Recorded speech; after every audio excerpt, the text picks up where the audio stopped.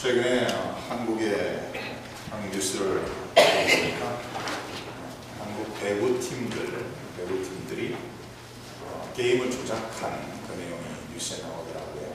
그래서 이제 프로 배구 팀이 뭐 전부 다 그런 건 아니겠죠. 아마 몇 팀의 몇 선수들이 돈을 수백만 원씩 받고 게임을 져주는 그런 게임을 조작한 그런 내용이 발표하게 되면서 배구 모든 프로팀화가 전체적으로 수사하게 될 그런 상황이 된 것 같습니다. 미국에서도 이 프로팀들 중에 선수들이 게임 조작한 것으로 문제가 되는 것이 간혹 있었던 것을 기억을 합니다. 핏 로즈라는 그 옛날에 70년대, 80년대에 신시내티 레드스라는 야구팀의 선수였는데 그 선수가 안타가 4,000개가 넘었죠. 그래서 역사상 안타를 가장 많이 친 사람으로서 신시내티 레드스가 70년대에 세계 챔피언십 우승을 월드 챔피언십 2번 우승할 때 맹활약했던 선수입니다. 근데 그 선수가 은퇴하고 난 후에 이 선수의 실력을 근거로서 홀 오브 페임, 역사상 최고 잘한 선수들을 인덕하는 홀 오브 페임에 들어가야 되는데 이 핏 로즈라는 선수가 게임을 조작했다는 스스로 일부러 돈을 받고 게임을 조작하거나 이런 사건으로 인해서 문제가 된 것을 볼 수가 있습니다. 오늘 말씀 속에 저희가 읽은 이 내용은 사도 바울이 자기의 사도권과 그리고 더 나아가서는 자기가 전한 복음이 하나님이 주신, 하나님이 자기를 사도로 부르시고 사도로 세우시고 하나님께서 예수님의 계시를 통해서 주어진 전한 복음에 대한 그 내용을 말씀하면서 오늘 말씀을 기록을 하고 있습니다. 그 후 3년 만에 내가 게바를 방문하려고 예루살렘에 올라갔다라는 말을 하고 있습니다. 많은 사람들이 사도 바울의 삶을 바라보면은 저희가 이제 사도행전을 이미 보았죠. 사도행전 9장에 보면은 사도 바울의 회심에 대한 내용을 기록을 하고 있습니다. 한번 사도행전 9장으로 잠깐 가서 그대를 보고 다시 갈라디아서로 돌아오겠습니다. 사도행전 9장 다메섹 도성에서 예수님을 만나게 되고 예수님의 음성을 듣게 되고 예수님의 계시를 통해서 복음의 메시지를 받고 예수님의 주시는 사명을 받게 되어 이제 이방의 사도가 되는 것을 우리가 알 수가 있습니다. 19절부터 몇 구절을 봅니다. 음식을 먹음에 강건하여지니라. 사울이 다메섹에 있는 제자들과 함께 며칠 있을새 즉시로 각 회당에서 예수가 하나님의 아들이심을 전파하니 듣는 사람이 다 놀라 말하되 이 사람이 예루살렘에서 이 이름을 부르는 사람을 멸하려던 자가 아니냐. 여기 온 것도 그들을 결박하여 대제사장들에게 끌어가고자 함이 아니냐 하더라. 사울이 힘을 더 얻어 예수를 그리스도라 증언하여 다메섹에 사는 유대인들을 다 당혹하게 하니라.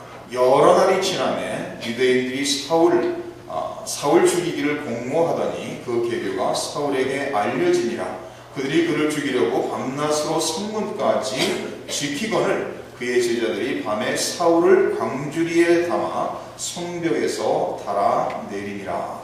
이 사울의 회심 사건을 보면서 우리가 받을 수 있는 임프레션은 뭔가 하면은 사울은 예수님을 다메섹 도성에서 만나자마자 극적인 변화 속에서 극적으로 하루아침에 변화가 되어서 복음을 전파하는 자가 됐다. 이제 분명히 오늘 말씀 이 사도행전 9장 속에서 예수님을 만난 후에 복음을 전하는 그 사역이 시작되는 것이 기록이 되고 있습니다. 그러나 사울이 바울로서 변화되고 하나님의 사명을 감당하는 데는 훈련 기간이 있었다는 것을 많은 사람들이 놓치는 것을 볼 수가 있습니다.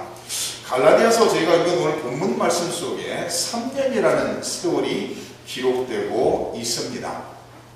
이 사도행전 9장에서는 23절에 여러 날이 지남에 이렇게 표현이 나와 있어요. After many days had gone by. 그러니까 여러 날이 지남에 이 표현이 이 갈라디아서와 이 전체적인 걸 바라보면은 여러 날이라고 표현된 것이 3년이었던 것을 우리가 알 수가 있습니다. 오늘 저희가 그 갈라디아서 다시 돌아와서 지난주에 보았던 그 말씀 속에 이렇게 기록하고 있죠. 15절 그러나 내 어머니의 태로부터 나를 택정하시고 그의 은혜로 나를 부르시니가 그의 아들을 이방에 전하기 위하여 그를 내 속에 나타내시기를 기뻐하셨을 때에 내가 곧 혈육과 혈육과 의논하지 아니하고 또 나보다 먼저 사도된 자들을 만나려고 예루살렘으로 가지 아니하고 아라비아로 갔다가 다시 다메섹으로 돌아갔노라. 그런 후에 그 후 3년 만에 내가 게바를 만나기 위해서 게바와 친교하기 위해서 예루살렘에 올라갔다라고 성경은 기록하고 있습니다. 다시 말해서 예수님께서 사도 바울이 예수님을 다메섹 도성에서 만난 후에 곧바로 예루살렘에 올라간 것이 아니라 3년이라는 세월을 아라비아 사막에서 지내다가 3년이 지난 후에 게바와 교제하기 위해서 예루살렘에 올라갔다라고 성경은 기록하고 있습니다. 다시 말해서 바울이 하나님의 사역을 감당하기까지 먼저 아라비아 사막에서 3년의 영성 훈련 기간이 있었다는 거예요. 사람의 변화가 하루아침에 극적으로 이루어지는 것이 아니라 점차적으로 하나님의 은혜 가운데 성령의 역사하심 가운데 점차적으로 이루어져 가는 것을 우리는 기억해야 됩니다. 바울의 스토리, 바울의 내용을 바라보면 바울은 이렇게 예수님을 만나자마자 극적으로 변화됐는데 왜 나는 이럴까? 그렇게 생각하셔서는 안 되는 거죠. 왜냐하면 바울도 3년이라는 영성훈련을 통해서 변화가 되고 사명을 감당하는 준비가 되어졌고 더 나아가서는 사역을 감당하면서 여러 가지 환난을 겪으면서 모든 여러 가지의 어려움들을 통해서 계속해서 훈련되어지고 만들어질 것을 우리는 볼 수가 있습니다. 바울의 변화는 극적으로 하루아침에 이루어진 것이 아니고 바울의 변화는 3년이라는 영성훈련을 통해서 하나님과 깊은 교제와 만남 속에서 이루어졌다는 거예요. 예수님께서 공생의 생활을 3년을 하시죠. 예수님께서 12제자를 부르시고 그들과 함께 3년이라는 시간을 그들과 함께 먹고 마시고 함께 생활을 하면서 그들을 훈련시키는 것을 볼 수가 있습니다. 그런데도 우리가 잘 아는 것은 예수님이 잡히셨을 때 그 12제자에서 예수님 곁에 남는 사람은 없죠. 오직 요한만 예수님을 십자가까지 따라가는 것을 알 수가 있습니다. 바울의 변화, 이것은 전적으로 하나님의 은혜 가운데 복음의 능력으로 이루어지는 것이고 시간을 통해서 이루어지는 것을 우리는 기억해야 된다는 말씀입니다.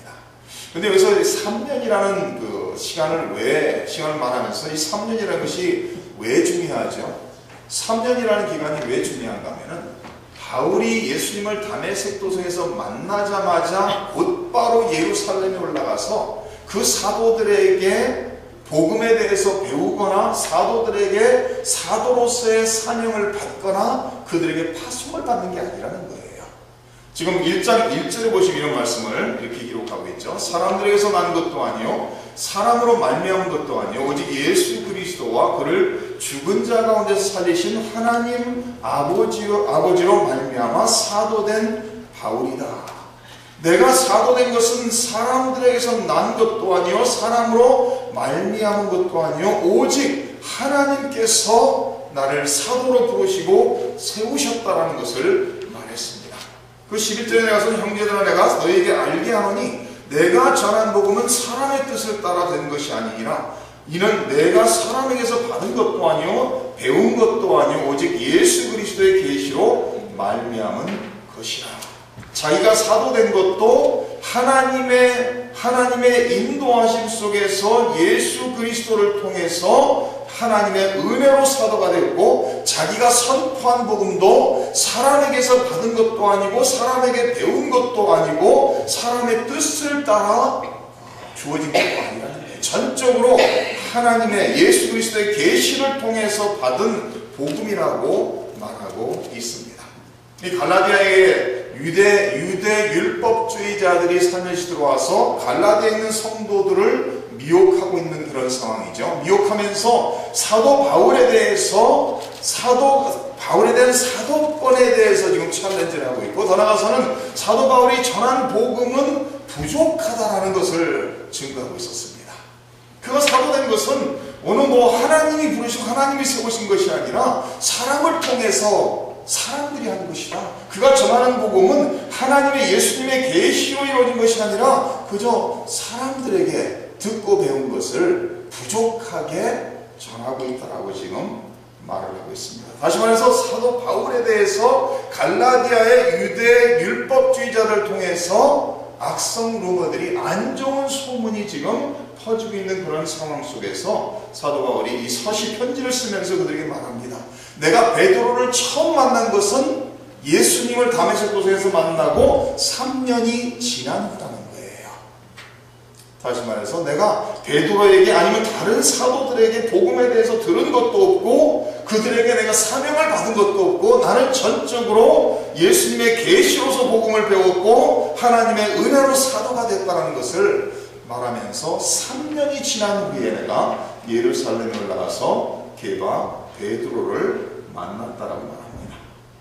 그래서 말하는 것은 내가 3년 후에 예루살렘에 처음 방문해서 베드로에게 무엇을 배우기 위해서, 아니면 베드로에게 무슨 자기의 사도된 것을 증명해달라는 그런 목적이 아니라 전적으로 베드로와 교제 나누기 위해서 방문했다라고 말하고 있어요.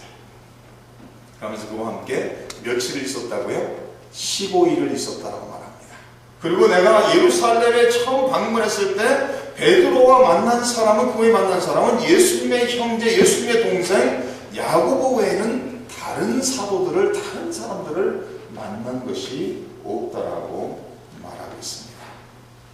그러면서 자기의 사도권, 자기가 사도된 것이 바로 하나님의 은혜로 된 것이고, 자기가 증언한 복음이 예수님의 계시로 받은 복음이고, 이 복음이 진리라는 것을 말하면서 그들이 말하고 있는 사람들에게 내가 배우거나 사람들에게 사명을 받은 것이 아니라는 것을 예수님을 만난 후 3년 후에 처음 내가 예루살렘을 방문했다라는 것을 말하면서 증언하고 있는 말씀입니다. 그러면서 20절에 이렇게 말합니다. 보라, 내가 너에게 쓰는 것은 하나님 앞에서 거짓말이 아니로다.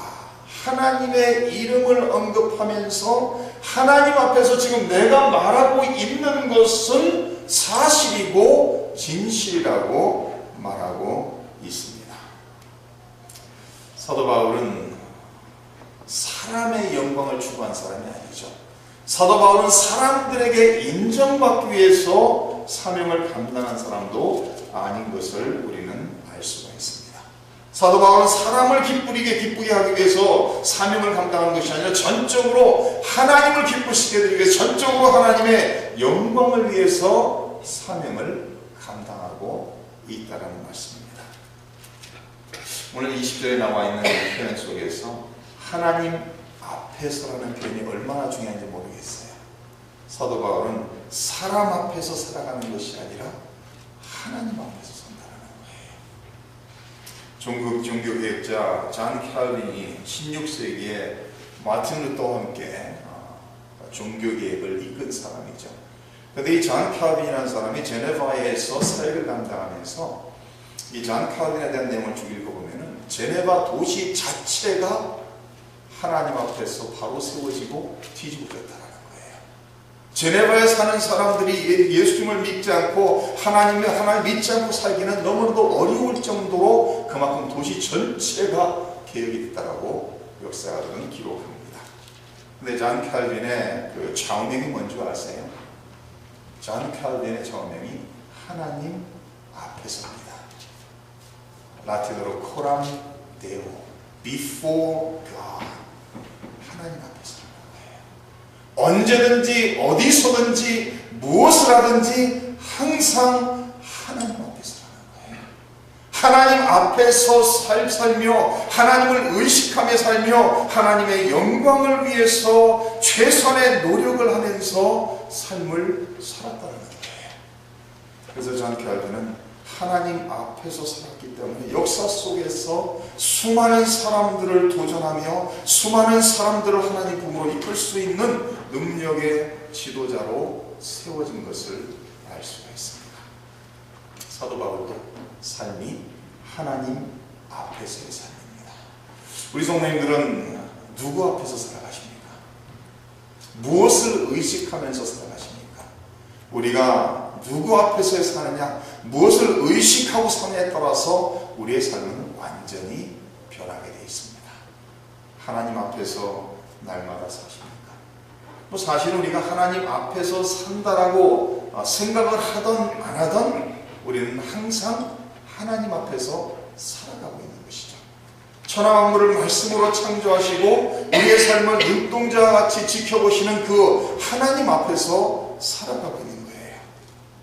그럼 우리는 날마다 하나님 앞에서 하나님의 영광을 위해서 하나님을 믿는 믿음으로 하나님의 거룩함을 닮은 거룩의 삶을 살아야 할 책임이 있습니다. 구약 성경에 하나님 앞에서 삶을 살았던 대표적인 인물 중에 하나는 요셉이라고 생각할 수가 있습니다. 요셉이 형제들의 배신을 통해서 노예로 팔려가게 되죠. 그래서 보디발의 집에 팔려가게 되고 그곳에서 노예 생활을 하게 됩니다. 그런데 하나님께서 요셉과 함께함으로써 요셉이 하는 모든 것에 복을 주셔서 다 잘 되는 것을 보디발이 알게 되고 그에게 모든 것을 맡기게 됩니다. 다시 말해서 보디발 집에서 요셉이 총책임자로서 모든 것을 다스리고 이끄는 그런 상황에 처합니다. 그런데 보디발의 아내가 끊임없이 눈길을 주면서 끊임없이 유혹을 하는 것이죠. 그런데 유혹을 받을 때마다 그것을 뿌리치는 것을 볼 수가 있습니다. 창세기 39장 6절에 이렇게 말씀을 기록하고 있습니다. 주인이 그의 소유를 다 요셉의 손에 위탁하고 자기가 먹는 음식 외에는 간섭하지 아니하였더라. 요셉은 용모가 뛰어나고 아름다웠더라. 그 후에 그의 주인의 아내가 요셉에게 눈짓하다가 동침하기를 청하니 요셉이 거절하며 자기 주인의 아내에게 이르되 내 주인이 집안의 모든 소유를 간섭하지 아니하고 다 내 손에 위탁하였으니 이 집에는 나보다 큰 이가 없으며 주인이 아무것도 내게 금하지 아니하였어도 금한 것은 당신뿐이니 당신은 그의 아내이니라. 그런즉 내가 어찌 이 큰 악을 행하여 하나님께 죄를 지으리까? 여인이 날마다 요셉에게 청하였으나 요셉이 듣지 아니하여 동침하지 아니할 뿐더러 함께 있지도 아니하리라. 요셉은 욕을 받을 때마다 그것을 뿌리치면서 무슨 생각을 하죠? 무슨 의식을 하죠? 나는 하나님의 자녀로서 하나님 앞에 살아가는 사람이라는 그 의식 속에 살아갔다는 거예요. 내가 하나님 앞에서 어떻게 이 큰 악을 행하여 죄를 지을 수 있습니까? 라고 말하고 있는 것을 볼 수가 있습니다. 그리고 결국은 보디발의 아내에게 옷을 붙잡히게 되면서 옷을 벗고 도망 나간 후에 보디발 아내의 거짓 증언으로서 감옥 생활을 수면하게 되는 것을 볼 수가 있습니다. 요셉은 잠깐 일시적인 쾌락이나 일시적인 욕망을 채우기 위해서 하나님 앞에서 사는 삶을 저버리지 않고 내가 인간적으로 육적으로는 손해보고 더 불이익을 당한다 할지라도 하나님 앞에서 바로 서는 것을 더 중요시 여겼다는 거예요. 사랑하는 성도님들은 누구 앞에서 살아가십니까? 사랑하는 성도님들 하나님 앞에서 살아가십니까? 우리가 이렇게 운전을 운전하고 하다 보면은 하이웨이에서 스피드 리밋이 50이든지 55가 이렇게 되죠. 근데 사실 현실적으로 50 달리는 사람이 거진 없죠. 사실은 보통 스피드 리밋이니까 그 밑으로 가야 된다는 얘기인데 대부분의 사람들이 50 이상을 달리죠. 그러다가 한 1마일쯤 지나서 저 경찰차 보이는 순간 어떻게 되죠? 경찰차가 보이는 순간 이건 뭐 의식적인 행동도 아닌 것 같아요. 무의식적으로 브레이크를 걸린 거예요. 그래서 경찰이 있는데 그 근처를 지나갈 때는 49, 48로 지나갑니다. 그죠? 그 전까지는 65, 70을 쌩쌩 달리다가 한 1마일 앞에 경찰이 보면서 갑자기 내 발이 브레이크를 갑니다. 그래서 경찰 앞에 지나갈 때는 I did not speed. 빨리 뭐 스피드 내면서 브레이크 하지 않은 것처럼 천천히 지나가죠. 한번 생각해 보세요. 경찰이 보일 때 경찰을 의식하는 순간 법을 무시하거나 불법을 행하지 않습니다. 그렇죠? 괜히 죄진 사람들은 경찰이 근처만 와도 괜히 괴름직한 거예요. 그렇죠? 만약에 제가 이런 지난번에 우리 성도님들이 살아가는데 제가 항상 따라다닌다고 생각해 보세요. 좀 괴롭겠죠? 제가 우리 성도님들이 가시는 곳마다 딱 달라붙진 않고 한 3m 떨어져 다닌다 합시다. 성도님들이 가시는 곳마다 3m 뒤에는 이 목사가 있다. 그럼 성도님들 삶이 어떨 것 같아요? 함부로 안 하시겠죠, 그죠? 뭐 역으로 성도님들이 저를 3m 뒤에서 쫓아다니신다 해도 제 행동이 그렇게 대단히 조심스럽고 죄라고 생각되어지는 것은 근처도 안 갈 것 같아요. 그렇죠? 우리 성도님들이 이것이 죄입니까? 질문하면 죄입니다. 들으셨어요? 하나님 앞에 가서 하나님 이게 죄입니까? 라고 질문하시면 죄인 거예요. 이거는요. 죄가 아니면 질문할 필요도 없어요. 하나님 이거 할까요 말까요? 그러면 안 하는 쪽이 더 좋습니다. 목사님 제가 성도님들 뒤에 3m 뒤에 따라다녀도 삶이 걱정이 날 거예요. 근데 하나님이 항상 나를 지켜보시고 하나님이 항상 나와 함께 하시고 더 나아가서는 하나님의 영이신 거룩하신 성령님이 우리 모두 안에 믿는 성도들 안에 내주하시고 함께 하시고 동행하시는데 그것을 한번 의식하고 지내보세요. 그러면 행동이 얼마나 더욱더 조심스러워지고 우리의 말 한마디 한마디니 얼마나 더 조심스러워지는지.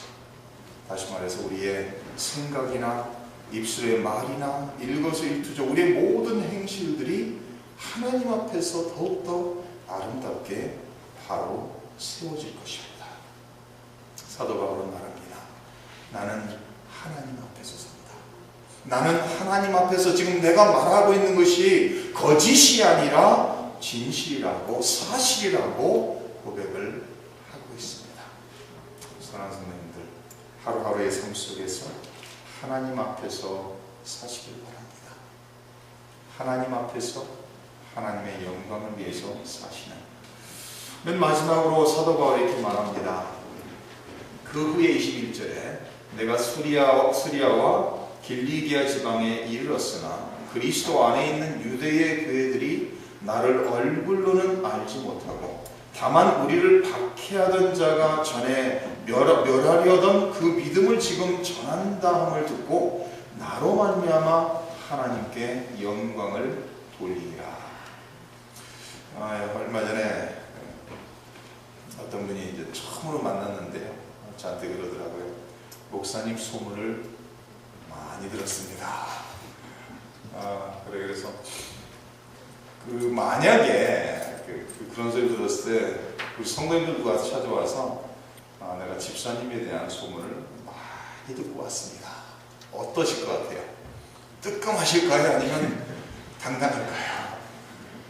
목사님 저도 목사님의 소문을 많이 들었습니다 그러는데 괜히 특별히 제가 죄짓고 이런 게 하나도 없음에도 불구하고 소문을 많이 들었다니까 제가 제 첫 반응이 뭔지 아세요? 영어로 그러더라고요. I heard a lot about you. 그래서 제가 I hope all good. 목사님에 대해서 소문을 많이 들었습니다. 그래서 제가 좋은 것만 들었길 바랍니다. 저도 그냥 이렇게 대답을 했어요. 소문이라는 게 얼마나 무섭습니까? 근데 사도 바울에 대한 소문은 어떻게 나왔죠? 이전에 교회를 멸하려던 교회를 박해하던 자가 이제는 그 교회를 위해서, 그 하나님을 위해서 복음을 전하는 전도자가 됐다. 우리 성도님들의 소문은 어떻게 났습니까? 제가 만약에 성도님들을 잘 아시는 분들을 만나서 성도님들에 대해서 만약에 물어본다면 어떤 말이 나올까요? 저한테 이 목사님, 그 성도님이 목사님이 교회에 계신 게 목사님은 큰 축복입니다. 당연히 그렇게 되겠죠, 전부 다. 아니면은 만에 하나라도 아이고 집사님 아무 말도 안 하고 그냥 이러면 조금 곤란해요, 그죠? 그리고 살살 들으면서 저를 불쌍하다는 것처럼 불쌍한 눈치를 쳐다본다면 그건 좀 심각한 문제가 있습니다. 교회에서도 직분자를 세울 때 바깥에서도 좋은 소문 난 사람들을 세우는 것이 원칙입니다. 우리는요, 우리가 말하는 것도 중요하죠. 복음을 입술로 전하는 것 중요합니다. 그런데 어쩌면 더 중요한 것은 우리의 삶을 어떻게 살아가고 있는가가 더 중요할지 몰라요.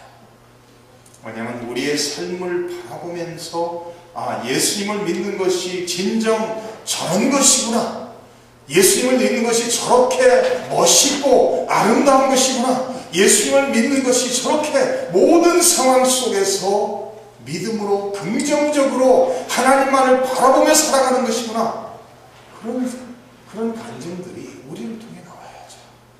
사도 바울을 얼굴로 본 적은 없지만 사도 바울에 대한 소문을 들은 모든 사람들은 그들이 어떻게 했어요? 하나님께 사도 바울을 인해서 사도 바울의 하는 그 살아가는 삶을 통해서 그 모든 사람들이 하나님께 영광을 돌렸다는 거예요. 다시 말해서 사도 바울이 받은 복음도 예수님의 계시로 받은 것이고 사도 바울의 사도권도 하나님의 은혜로 됐다는 것을 확실히 알 수 있는 것은 사도 바울이 하는 모든 것을 통해서 누구에게 영광을 돌린다고요? 하나님께 영광을 돌린다는 거예요. 어느 사람에게서 받아서 어느 사람에게 파송받은 것이 아니라 전적으로 하나님께서 하신 것이라는 거예요. 다시 말해서 우리의 삶을 통해서 다른 사람들이 우리의 삶을 바라보면서 우리의 말을 들으면서 어디로 가야 돼요? 하나님께 영광을 돌릴 수 있어야 돼요. 우리 모두의 삶이, 우리의 모두의 언어 생활이, 우리의 삶 전체가 하나님의 영광의 도구들이 되어야 된다는 말씀입니다. 이런 사람들이 있어요. 멀리서 보면 멋있는 사람이 있고 가까이 가면 갈수록 볼품없는 사람이 있습니다. 근데 제가 존경하는 목사님 중에 한 분은 이런 분이 계세요. 멀리서 그분에 대한 소문을 들어도 괜찮아요. 근데 그분 옆에서 10년 동안 같이 그 목사님 그렇게 얘기합니다. 이분은 소문난 것보다 훨씬 더 신실하시고 믿음의 사람이고 기도의 사람이고 훨씬 더 거룩한 목사님입니다. 그럼 바로 된 사람입니다. 그렇죠? 가까이서 보는데 더욱더 멋있어지는 그게 기독교인인 거예요.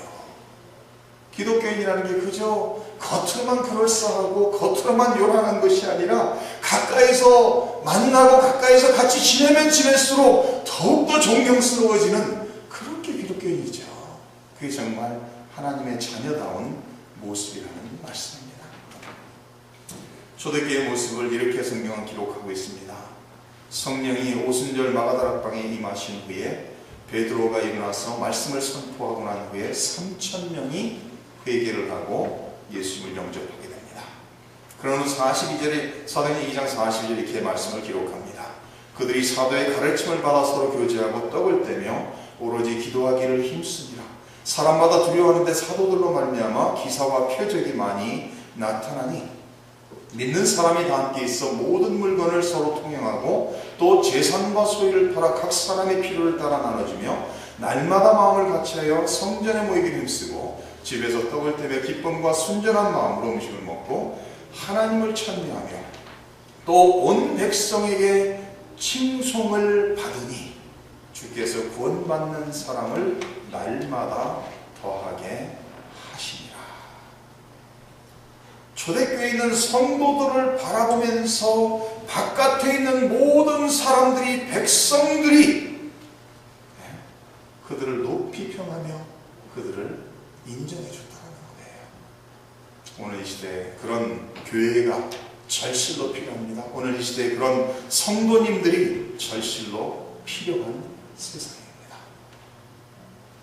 하나님의 형상을 나타낼 수 있는, 하나님의 거룩함을 나타낼 수 있는, 하나님의 선하심을 나타낼 수 있는, 하나님의 자녀이기에 하나님을 아바 아버지라 부르고 하나님의 자녀이기에 하나님의 거룩하심을 나타낼 수 있는 하나님의 자녀다운 사람들이 절실로 필요한 시대인 것을 알 수가 있습니다. 마태복음에 이렇게 말합니다. 이같이 너희 빛이 사람 앞에서 비치게 하여 그들로 너희 착한 행실을 보고 하늘에 계신 너희 아버지께 영광을 돌리게 하라.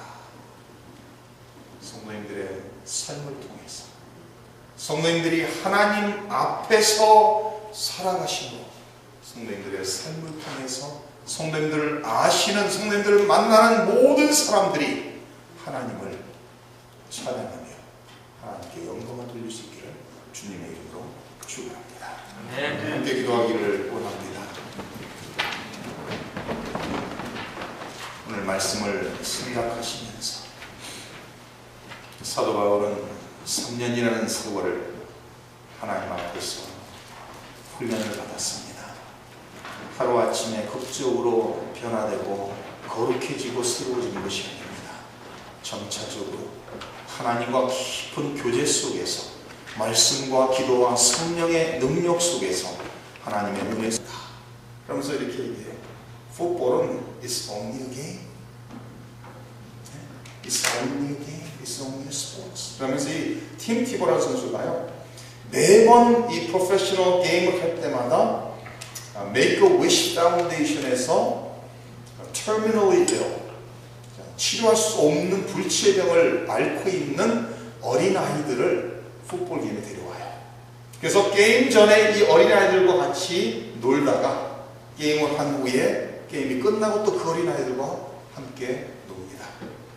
그러면서 매 게임마다 그래요. 그 질문합니다. 왜 그러느냐? 그랬더니 풋볼은 그저 내가 하나님의 영광을 나타낼 수 있는 방법이라는 거예요. 그래서 자기의 인생의 목표는 어디에 있는가 하면 하나님의 영광이고, 어려움 속에 있는 사람들에게 하나님의 사랑으로서 그들을 품음으로써 그들의 삶의 변화를 주고 싶다. 그러면서 내가 이 세상에 살다가 언제 죽을지 모르지만 죽고 난 후에도 내가 하나님의 은혜로 시작했던 그 모든 사역들이 계속해서 지속되기를 원한다. 이게 23살, 24살 먹은 청년의 하는 소리입니다. 예수님을 믿으면 그렇게 믿어야 되지 않겠어요? 이왕 믿는 거, 하나님의 영광을 위해서 나의 생명을 다 바칠 수 있다. 바울은 하나님을, 예수님을 만난 다음에 극적으로 변화를 받게 되죠. 시간이 걸립니다. 하루아침에 완전히 변하는 게 아니에요. 지금 여기에 나와 있는 오늘 말씀 17절에 나와 있는 것처럼 나보다 먼저 사도된 자들을 만나려고 예루살렘으로 가지 않냐고 아라비아로 갔다가 다시 다메섹으로 돌아가는 거라. 아라비아로 한 3년인가 가는 것 같아요. 그러면서 그 기간 동안 하나님과 깊은 교제 속에서 새로운 사람으로 점차적으로 성화되고 변화됩니다. 그러면서 사도 바울은 자기의 삶 전체를, 자기가 그렇게 악하고 죄인 되었을 때에 사랑으로 찾아오시고 만나주시고 불러주시고 사명 주신 그 하나님을 위해서 자기의 생명을 바치는, 그래서 빌립보서를 기록하면서 감옥에 앉아서 서신을 쓰면서 바울이 끊임없이 강조하는 거죠. 기뻐하라. 내가 다시 말하면 주 안에서 기뻐하라. 그러면서 바울이 뭐라고 얘기하겠죠? 빌립보서 4장에 가서는 나는 모든 상황에 다 취해봤다. 모든 상황 속에서 나는 자족의 비결을 깨달았다. 그러면서 내게 능력 주시는 자에서 내가 능치 못함이 없다라는 고백을 합니다.